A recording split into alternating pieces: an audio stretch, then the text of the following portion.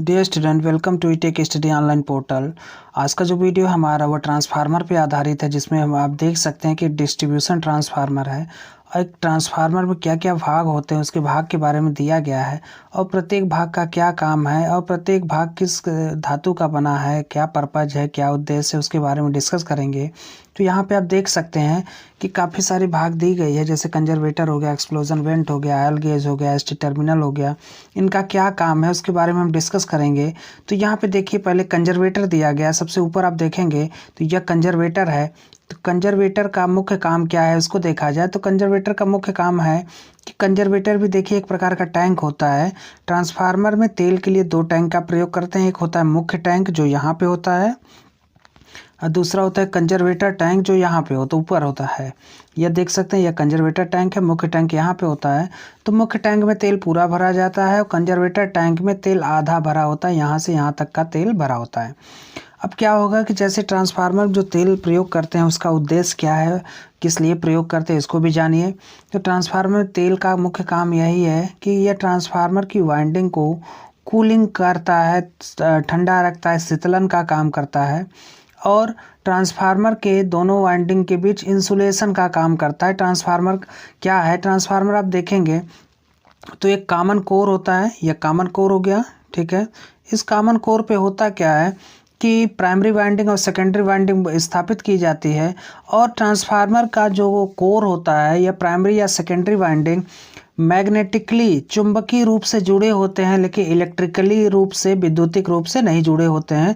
यह बहुत इंपॉर्टेंट है, ये कई कंपटीशन में आपसे पूछा गया है कि ट्रांसफार्मर का प्राइमरी वाइंडिंग और सेकेंडरी वाइंडिंग कैसे जुड़ा होता है, इलेक्ट्रिकली, मैग्नेटिकली, दोनों, इनमें से कोई नहीं।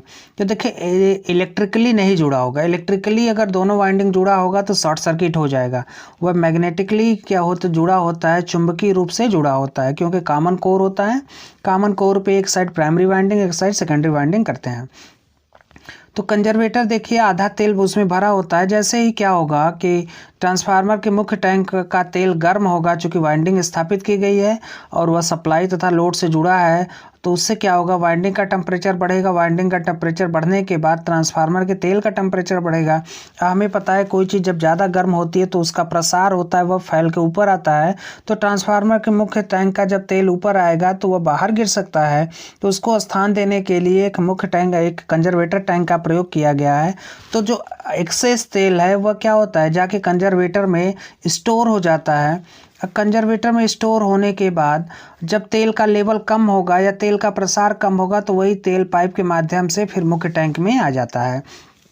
तो कंजर्वेटर का काम क्या है, मुख्य टैंक में तेल के स्तर को बनाए रखना, तेल का तापमान बढ़ने से उसके आयतन में होने वाले प्रसार या फैलाव को स्थान देना। अब मुख्य काम है, जब तेल ठंडा होकर सिकुड़ता है तो उस समय कंजर्वेटर का जो तेल है वह मुख्य टैंक में तेल के लेवल को बनाए रखता है। नेक्स्ट भाग देखिए, नेक्स्ट भाग आप यहाँ देख सकते हैं ब्रीदर। यहाँ देख रहे हैं ब्रीदर। ब्रीदर जैसे नाम से पता चला, ब्रीथ करना या सांस लेना। तो जब देखिए, जब कंजर्वेटर का जो टैंक जो लेवल है वो आधा भरा होता है तेल से, जब तेल का प्रसार होगा तो पूरा भर जाएगा। अब पूरा भरने के बाद वही तेल क्या होगा, मुख्य टैंक में ठंडा होकर धीरे धीरे आता रहता है। तो जब कंजर्वेटर खाली हो गया, आधा भरा है, तो आधा जो भरा रहता है तो शेष आधा भाग जो होता है वह वायु से भरा जाता है, वायु भर जाता है। अब उस वायु में अगर नमी प्रवेश करेगा तो ट्रांसफार्मर जो आयल है वह एक कुचालक पदार्थ है, वो उसकी डाइलेक्ट्रिक स्ट्रेंथ अधिक होती है, उसमें करंट फ्लो नहीं हो सकता। अब जो वायु भरा गया है उस वायु में अगर नमी प्रवेश कर जाए तो वो उसका जो कुचालक गुण है वह कम हो सकता है। तो उसके लिए करते क्या है कि ब्रीदर का प्रयोग करते हैं। जो अंदर हवा जा रही है, कंजर्वेटर के अंदर जो हवा जा रही है, उस हवा के में से नमी को या मॉइस्चर को दूर करने के लिए हम ब्रीदर का प्रयोग करते हैं। ब्रीदर में सिलिका जेल भरा होता है, जो स्टार्टिंग में उसका जो कलर होता है वाइट होता है, सफ़ेद होता है, और नमी अवशोषित करने के बाद वही रंग नीला हो जाता है, और ख़राब होने की स्थिति में वो क्या होता है, गुलाबी हो जाता है। तो ब्रीदर का काम यही है कि कंजर्वेटर टैंक में जो आयल है उस टैंक आयल में नमी को जाने से रोकता है, नमी को प्रवेश कराने से रोकता है। नेक्स्ट भाग देखिए, जो नेक्स्ट भाग यहाँ पे आप देख सकते हैं कि देखिए जो हमारा ब्रीदर है, ब्रीदर में कौन कौन सा प्रयोग किया जाता है। एक तो हम सिलिका जेल का प्रयोग कर सकते हैं, दूसरा जो प्रयोग करेंगे वह रबर डायफ्राम का प्रयोग करते हैं, तीसरा थर्मोसाइफन का प्रयोग करते हैं। ब्रीदर के अंदर जो जेल लगाया जाता है या तो सिलिका जेल होगा, सिलिका जेल नहीं है तो रबर डायफ्राम का प्रयोग करेंगे, रबर डायफ्राम नहीं है तो थर्मोसाइफन का प्रयोग करेंगे, या गैस कुशन इत्यादि का प्रयोग किया जाता है। लेकिन सबसे बेस्ट जो होता है वह सिलिका जेल होता है, जिसका कुचालक गुण सबसे अधिक होता है। अब नेक्स्ट भाग देखिए तापमापी। तापमापी आप यहाँ पे देख सकते हैं कि यह तापमापी है। तापमापी का मुख्य काम क्या है? तापमापी क्या करता है? ट्रांसफार्मर आयल का तापमान नापने के लिए मुख्य टैंक में एक तापमापी जोड़ा जाता है, लगाया जाता है, जो ट्रांसफार्मर के आयल के टेम्परेचर को ज्ञात करता है। ट्रांसफार्मर आयल का टेम्परेचर 100 डिग्री सेंटीग्रेड से अधिक नहीं बढ़ने देता। अगर जैसे ही टेम्परेचर बढ़ेगा, बकोल्स रिले उस स्थिति में क्या करेगा? ट्रांसफार्मर को सप्लाई से अलग कर देता है, डिस्कनेक्ट कर देता है। अब देखिए एक्सप्लोजन वेंट। एक्सप्लोजन वेंट आप यहाँ पे देख सकते हैं कि यह एक्सप्लोजन वेंट है। अब एक्सप्लोजन वेंट का काम क्या है कि यह वेंट सुरक्षा युक्त कंजर्वेटर को मुख्य टैंक से जोड़ने वाले पाइप पर स्थापित की जाती है। यह अंदर जैसे ही दबाव बढ़ेगा, जैसे ट्रांसफार्मर के अंदर जो आयल है, आयल गर्म होगा, चूँकि वाइंडिंग गर्म होगी, क्योंकि जो हाई रेटेड ट्रांसफार्मर होते हैं उनकी वाइंडिंग जो होती है, टर्नों की संख्या बहुत अधिक होती है। अब जैसे ही वाइंडिंग गर्म होगा, गर्म होने की वजह से उसके अंदर जो आयल हम प्रयोग कर रहे हैं कूलिंग के लिए या इंसुलेशन के लिए, वह भी गर्म होगा। अब कोई चीज़ आपको पता है कि जो लिक्विड चीज़ है, अगर उसको ज़्यादा गर्म करेंगे, उसका टेम्परेचर बढ़ाएंगे, तो उसका प्रसार होगा, वह फैलेगा। ठीक है, तो हो क्या रहा है कि एक्सप्लोजन वेंट है, जैसे ट्रांसफार्मर के अंदर का आयल का टेम्परेचर बढ़ेगा, गर्म होगा, गर्म होने के बाद उस वहाँ पे ऑक्सीकरण की क्रिया होती है, ऑक्सीडेशन की क्रिया होती है, और ऑक्सीडेशन की क्रिया के दौरान तमाम तरह की गैसें अंदर बनती है। अब उस गैस को बाहर नहीं निकालेंगे तो ट्रांसफार्मर को नुकसान पहुँच सकता है, और उस नुकसान से बचने के लिए हम यहाँ पर एक्सप्लोजन वेंट का प्रयोग करते हैं, जो एक सीधी पाइप होती है, और पाइप के मुंह पर किनारे के भाग पर डायफ्राम हम लगाते हैं, और अंदर जैसे ही प्रेशर बढ़ेगा, अंदर का जो दबाव, ट्रांसफार्मर के अंदर का जो दबाव बढ़ेगा, दबाव बढ़ने पर वह डायफ्राम ऑटोमेटिक खुल जाता है, और खुलने की वजह से एक सीधी पाइप के, यहाँ देख रहे हैं, इस पाइप के द्वारा सारा प्रेशर इसके मुंह से बाहर निकल जाता है और ट्रांसफार्मर हमारा सुरक्षित रहता है। यही एक्सप्लोजन वेंट का काम है, जिसे हम प्रेशर रिलीज वाल्व की भी कहते हैं। जो एक्सप्लोजन वेंट है तो इसका काम क्या है? ये क्या करेगा? अंदर के सारे प्रेशर को या दबाव को, सारे गैस को बाहर निकालता है, जिससे ट्रांसफार्मर हमारा सुरक्षित रहे। अब देखिए बकोल्स रिले। बकोल्स रिले आप यहाँ पे देख सकते हैं कि यह बकोल्स रिले है। अब बकोल्स रिले का काम क्या है? बकोल्स रिले का काम यह है कि ट्रांसफार्मर के आंतरिक दोष से हमें बचाता है। आंतरिक दोष कह सकते हैं कि अंदर का दबाव बढ़ गया, प्रेशर बढ़ गया, अंदर का टेम्परेचर बढ़ गया, ट्रांसफार्मर की दोनों वाइंडिंग शॉर्ट सर्किट हो गई, ये सब आंतरिक दोष है। तो आंतरिक दोष हमारा बकोल्स रिले क्या करता है कि आंतरिक दोष की स्थिति में यहाँ पे एक अलार्म होता है, और बकोल्स रिले का प्रयोग हम उसी प्रकार के ट्रांसफार्मर में करते हैं जिसकी वाइंडिंग को ठंडा करने के लिए ऑयल का या तेल का प्रयोग किया जाता है। इसको ध्यान रखिएगा, यह कई बार पूछा गया है। तो बकोल्स रिले से देखिए 2 से 3 प्रकार का क्वेश्चन आ सकता है। पहला है कि बकोल्स रिले कहाँ पे प्रयोग करेंगे? तो बकोल्स रिले ट्रांसफार्मर के आंतरिक दोष से हमें बचाता है। तो ट्रांसफार्मर का आंतरिक दोष से बचने के लिए हम ट्रांसफार्मर के अंदर बकोल्स रिले का प्रयोग करते हैं। अब बकोल्स रिले जो होता है किस प्रकार के ट्रांसफार्मर में प्रयोग किया जाता है? बकोल्स रिले ऐसा ट्रांसफार्मर जिसकी वाइंडिंग को ठंडा करने के लिए ऑयल का प्रयोग करते हैं, वहाँ पे हम बकोल्स रिले का प्रयोग करेंगे। अब बहुत सारे छोटे छोटे ट्रांसफार्मर देखे होंगे, जैसे चार्जिंग प्लेट है, तो चार्जिंग प्लेट पे भी छोटा छोटा ट्रांसफार्मर लगा है, लेकिन उसकी वाइंडिंग को ठंडा करने के लिए हम तेल का प्रयोग नहीं करते हैं। तो हाई रेटिंग कैपेसिटी के जितनी भी ट्रांसफार्मर होते हैं, उसकी वाइंडिंग को ठंडा करने के लिए ऑयल का प्रयोग किया जाता है। अब उस ऑयल का प्रयोग जहाँ जहाँ पे हम वाइंडिंग को ठंडा करने के लिए ऑयल का प्रयोग करेंगे, वहाँ पे हम बकोल्स रिले का प्रयोग करते हैं। तो नेक्स्ट पार्ट देखिए, तो जो इसका नेक्स्ट पार्ट हो गया यहाँ पे, अब ऑयल गेज। ऑयल गेज यहाँ पे आप देख सकते हैं कि एक हमारा ऑयल गेज बना हुआ है। तो ऑयल गेज क्या करता है कि कंजर्वेटर के अंदर के तेल के लेवल को जांचता है, तेल का लेवल कितना है हमें बताता है, डिस्प्ले करता है। ऑयल गेज की बात आप देख सकते हैं कि टैपिंग स्विच, यह देख रहे हैं टैपिंग स्विच है। टैपिंग स्विच का मुख्य काम क्या है? तो टैपिंग स्विच का मुख्य काम समझिए कि ट्रांसफार्मर की आउटपुट वोल्टेज को नियत मान पर रखने के लिए टैपिंग स्विच का प्रयोग करते हैं, जो विभिन्न टैपिंग आउटपुट में निकला होता है ट्रांसफार्मर के टर्न के आधार पर टैपिंग करके निकालते हैं। अब उस टैपिंग पर आउटपुट वोल्टेज को हमें फिक्स करना है। जैसे मान लीजिए कि एक ट्रांसफार्मर हमारा स्टेप अप है या स्टेप डाउन है, तो अगर स्टेप अप ट्रांसफार्मर है तो उस स्थिति में प्राइमरी से वोल्टेज जो होगा सेकेंडरी का अधिक होगा, तो अधिक टर्न पर हम टैपिंग निकाल के उस पर फिक्स करते हैं। तो टैपिंग स्विच का काम यही है कि ट्रांसफार्मर के आउटपुट वोल्टेज को नियत मान पर फिक्स करना या नियत मान पर फिक्स रखना, यह टैपिंग स्विच का काम है। नेक्स्ट पार्ट देखिए, नेक्स्ट पार्ट इसका बूसिंग है। बूसिंग आप देख सकते हैं, यह हमारा ट्रांसफार्मर में बड़े बड़े बुश लगाए जाते हैं जो पोर्सलिन से बने होते हैं। पूछा जाता है कि ट्रांसफार्मर में जो बुश होता है वो किसका बना होता है, वो पोर्सलिन मटेरियल का बना होता है। पोर्सलिन मटेरियल क्या होता है? पोर्सलिन मटेरियल जिसे आप चीनी मिट्टी कहते हैं, इसका रंग जो होता है भूरा होता है, इसका परावैद्युत सामर्थ्य उच्च होता है, इसका मेल्टिंग पॉइंट उच्च होता है, इसका जो कह सकते हैं डाइइलेक्ट्रिक स्ट्रेंथ बहुत अधिक होता है, अधिक कुचालक होता है, इसलिए इसका प्रयोग किया जाता है। तो यहाँ पे जो बूसिंग करते हैं, बूसिंग का काम यही है कि बूसिंग टेक्नोलॉजी का जो प्रयोग करते हैं वह हम डिस्ट्रीब्यूशन ट्रांसफार्मर या पावर ट्रांसफार्मर में करते हैं। उस स्थिति में जो बूसिंग होता है, बूसिंग हमारा सोर्स या लोड से संयोजित करने के लिए किया जाता है। यह प्रायः उच्च डाइइलेक्ट्रिक स्ट्रेंथ वाले पोर्सलिन से बनाया जाता है। यह बूस्ट संयोजन केबल्स को ट्रांसफार्मर बॉडी से अलग करने के लिए किया जाता है। क्योंकि देखिए ट्रांसफार्मर जो रेटिंग होती है ट्रांसफार्मर की वह उच्च होती है, तो अगर ट्रांसफार्मर की वाइंडिंग अगर ट्रांसफार्मर के पूरे भाग पर कहीं टच कर गया तो पूरे ट्रांसफार्मर में करंट आएगा। उस करंट से बचने के लिए हम क्या करते हैं कि बुश के द्वारा अंदर के जो तीनों टर्मिनल है, या तो प्राइमरी साइड के मान लीजिए 3 फेज ट्रांसफार्मर है तो 3 बुश लगा होगा। अब अंदर के जो प्राइमरी साइड के जो 3 टर्मिनल है या ऐसे निकले होंगे, 3 टर्मिनल ऐसे निकल गया, ऐसे इसके पीछे जाएंगे तो इधर भी 3 बुश लगा होगा, 3 टर्मिनल निकले होंगे। अब 3 टर्मिनल यहाँ पर देखिए क्या है कि अगर वह टर्मिनल या वह वायर हमारा ट्रांसफार्मर की बॉडी से टच है तो उसमें करंट आ सकता है, जिससे कि ट्रांसफार्मर से दुर्घटना घट सकती है। तो ट्रांसफार्मर की पूरी बॉडी में करंट ना आए, उस करंट से बचाने के लिए ट्रांसफार्मर में बूसिंग किया जाता है, जो पोर्सलिन धातु से किया जाता है।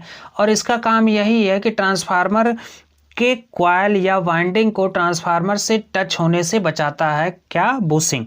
बूसिंग जो करते हैं वो पोर्सलिन धातु का करते हैं। नेक्स्ट पार्ट देखिए, नेक्स्ट पार्ट इसका जो है यहाँ पे आप देख सकते हैं कि कोर क्या होता है। तो कोर आप समझिए कि यह सिलिकॉन, लेमिनेटेड सिलिकॉन स्टील की पत्तियों से बना होता है यह कोर, जिस पे वाइंडिंग स्थापित करते हैं। और यह क्या करता है, इसका मुख्य काम क्या है कि प्राइमरी वाइंडिंग द्वारा स्थापित चुंबकीय क्षेत्र की चुंबकीय बल रेखाओं का मार्ग पूर्ण रखना, और दूसरा काम यह है कि प्राइमरी वाइंडिंग द्वारा स्थापित चुंबकीय क्षेत्र की अधिक से अधिक चुंबकीय बल रेखाओं को सेकेंडरी से गुजारना। चूंकि देखिए जो कोर होता है, मान लीजिए कोर टाइप ट्रांसफार्मर है तो यह प्राइमरी वाइंडिंग हो गया, यह सेकेंडरी वाइंडिंग हो गया, ठीक है। तो चुंबकीय बल रेखाएं, या कह सकते हैं कि यहाँ पे जो मैग्नेटिक फ्लक्स बनेगा, या जो कह सकते हैं कि अधिक से अधिक चुंबकीय क्षेत्र को सेकेंडरी साइड से कट करने पर, यहाँ पर कट कराने के लिए हम कोर का प्रयोग करते हैं। कोर को लेमिनेटेड इसलिए किया जाता है कि हमारा भंवर धारा क्षति कम हो। भंवर धारा क्षति जितना अधिक होगा ट्रांसफार्मर की दक्षता उतना कम होगी। हमें पता है कि ट्रांसफार्मर पहले होता क्या है, तो ट्रांसफार्मर एक स्थिर एसी मशीन है जो बिना आवृत्ति बदले वोल्टेज के मान में परिवर्तन करता है। या तो वोल्टेज के बढ़ा देगा,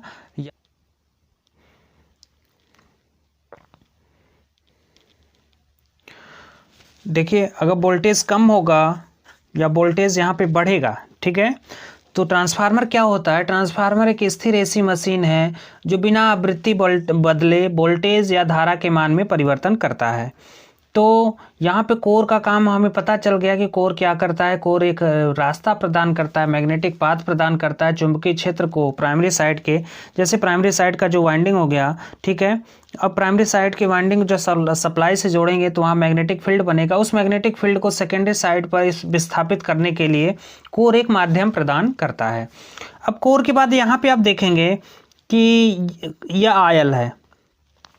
आयल का प्रयोग किस लिए करते हैं ट्रांसफार्मर में? तो ट्रांसफार्मर में जो आयल का प्रयोग किया जाता है वह ट्रांसफार्मर की वाइंडिंग को ठंडा रखने के लिए किया जाता है। ट्रांसफार्मर के दोनों वाइंडिंग को इंसुलेट करने के लिए इंसुलेशन का काम करता है कि दोनों वाइंडिंग आपस में टच में न रहें और दोनों वाइंडिंग ठंडी रहें, अधिक टेम्परेचर न बढ़े इसका। तो ट्रांसफार्मर की आयल जो होता है तो वह नमी को अवशोषित करता है, ट्रांसफार्मर के अंदर के जो टेम्परेचर है उसको कम करेगा, वाइंडिंग को ठंडा रखेगा। और जो आयल प्रयोग किया जाता है वह मिनरल ऑयल या खनिज तेल का प्रयोग किया जाता है। और बड़े बड़े ट्रांसफार्मर जो होते हैं उसमें मिनरल ऑयल का ही प्रयोग करते हैं। और ऐसा ट्रांसफार्मर जिसका प्रयोग हमें ज़मीन के अंदर करना है, या ऐसा ट्रांसफार्मर जिसको हमें ज़मीन के अंदर स्थापित करना है, जैसे खदानों में जहाँ कोयले की खदानें हो गई या सुरंग हो गई, वहाँ पे भी लाइट की आवश्यकता होती है। तो चूँकि लाइट को हमें वहाँ तक अगर पहुँचाना है तो ट्रांसफार्मर एक ऐसा माध्यम है जो वोल्टेज को कम या अधिक कर सकता है। तो वहाँ पे जो ट्रांसफार्मर प्रयोग करेंगे तो उसको वाइंडिंग को भी ठंडा रखने की आवश्यकता होती है। तो उसकी वाइंडिंग को ठंडा रखने के लिए जो आयल का प्रयोग करते हैं वह सिंथेटिक आयल होता है। और यह आयल क्या होता है, मिनरल आयल से थोड़ा महंगा होता है। और सिंथेटिक आयल का प्रयोग वहीं पे करेंगे, उस प्रकार के ट्रांसफार्मर में करेंगे जहाँ पे हमें नमी अधिक हो। जैसे ज़मीन की गहराई, ज़मीन के अंदर जितना आप जाते जाएंगे, ठीक है, ज़मीन की गहराई के अंदर जितना प्रवेश करते जाएंगे नमी उतना बढ़ता जाएगा। तो उस नमी के कारण ट्रांसफार्मर डैमेज हो सकता है। तो डैमेज होने से बचाने के लिए ट्रांसफार्मर के अंदर जो वहाँ पे जो ऑयल प्रयोग करते हैं वह सिंथेटिक ऑयल का प्रयोग किया जाता है, जो मिनरल ऑयल की तुलना में काफ़ी कॉस्टली होता है। नेक्स्ट पार्ट देखिए, अब यहाँ पे देख सकते हैं कि व्हील लगा है। जो व्हील देख रहे हैं या पहिया देख रहे हैं, इस व्हील का काम क्या है कि ट्रांसफार्मर को एक स्थान से दूसरे स्थान तक विस्थापित करने में आसानी होती है। बिना किसी फोर्स के या बिना किसी सपोर्ट के ट्रांसफार्मर को एक स्थान से दूसरे स्थान तक हम आसानी से ले जा सकते हैं। यह हो गया। उसके बाद देख रहे हैं आयल इनलेट वाल्व यहाँ पे है, ठीक है। तो आयल इनलेट वाल्व का प्रयोग इसलिए किया जाता है कि जैसे ट्रांसफार्मर का अगर आयल हमें लग रहा है कि उसका लेवल कम हो गया, तो ट्रांसफार्मर में तेल डालने के लिए एक आयल इनलेट वाल्व होता है, वो उस वाल्व को खोल के वहाँ से हम ट्रांसफार्मर के अंदर तेल को डाल सकते हैं। और एक होता है oil outlet valve. Outlet valve यहाँ पे देख सकते हैं कि जैसे हमें पता चल गया कि ट्रांसफार्मर के अंदर का तेल खराब हो गया है, बदलने की आवश्यकता है, तो यहाँ से आउटलेट वाल्व को खोल देंगे, सारा तेल बाहर निकल जाएगा। और सारा तेल बाहर निकलने के बाद यह क्या होगा कि अंदर का जो सारा तेल है यह निकल गया, खराब आयल निकल गया। और फिर क्या होगा, आयल इनलेट वाल्व से हम नए तेल को यहाँ से डाल सकते हैं। नेक्स्ट पार्ट देखिए, यहाँ पे नेक्स्ट पार्ट हो गया हमारा यहाँ पे डाटा प्लेट। डाटा प्लेट क्या होता है इसको समझिए। तो डाटा प्लेट क्या होता है, किसी भी मशीन मोटर का जो नेम प्लेट होता है उसी को डाटा प्लेट कहते हैं। नेम प्लेट पे क्या क्या चीज़ें होंगी, जैसे ट्रांसफार्मर के नेम प्लेट पे क्या होता है, कितने फेस का ट्रांसफार्मर है 5, क्या पावर फैक्टर है, लीडिंग है, लैगिंग है, यूनिटी, ठीक है, कितने फेस का हो गया, उसकी रेटिंग क्या हो गई, उसके बाद रेटिंग के बाद कितनी फ्रीक्वेंसी है, फ्रीक्वेंसी पता चल गया। और उसके बाद किस प्रकार का ट्रांसफार्मर है, टाइप्स, डिस्ट्रीब्यूशन ट्रांसफार्मर है, पावर ट्रांसफार्मर है, कोर किस प्रकार का है, यह सारी चीज़ें हमारा नेम प्लेट पर लिखा होता है, जिसे डाटा प्लेट कहते हैं। अब डाटा प्लेट के बाद देखिए क्या चीज़ें हैं यहाँ पे। तापमापी क्या बताएगा, ट्रांसफार्मर के अंदर के टेम्परेचर को हमें बताता है कि ट्रांसफार्मर के अंदर का टेम्परेचर कितना है। क्योंकि ट्रांसफार्मर के अंदर का जो आयल टेम्परेचर है उसको हम 100 डिग्री से सेंटीग्रेड से कम रखते हैं। वह मान के चलिए अगर 100 डिग्री सेंटीग्रेड से मैक्सिमम हो गया या अधिक हो गया तो उस पॉइंट को हम कहते हैं फ्लैश पॉइंट ऑफ ट्रांसफार्मर। उस स्थिति में ट्रांसफार्मर आयल में आग लग सकती है जो कि पूरे ट्रांसफार्मर को डैमेज कर देगा। तो इससे बचाने के लिए हम क्या करते हैं, तापमापी या टेम्परेचर गेज का प्रयोग करते हैं।